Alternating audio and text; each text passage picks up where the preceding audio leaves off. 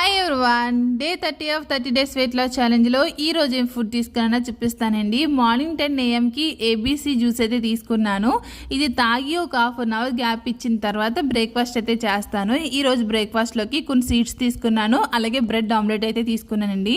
Bread అయితే brown bread అయితే తీసుకున్నాను అనమాట. ఇది తినేసి 2 PMకి అయితే నేను లంచ్ అయితే చేస్తున్నాను. రోజు లంచ్లోకి వచ్చేసి బీన్స్ కర్రీ, పెరుగు, ఇంకా బీట్రూట్ చపాతీ, సలాడ్ కోసం క్యారెట్ అయితే తీసుకున్నాను. సో ఈ రోజు లంచ్ ప్లేట్ వచ్చేసి ఇదనమాట.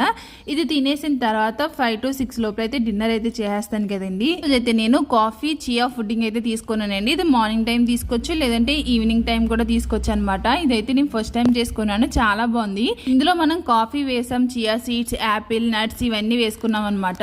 టేస్ట్ అయితే చాలా బాగుందండి. ఇంకా తినేసి కిందకైతే వచ్చాను వాకింగ్ చేయడానికి.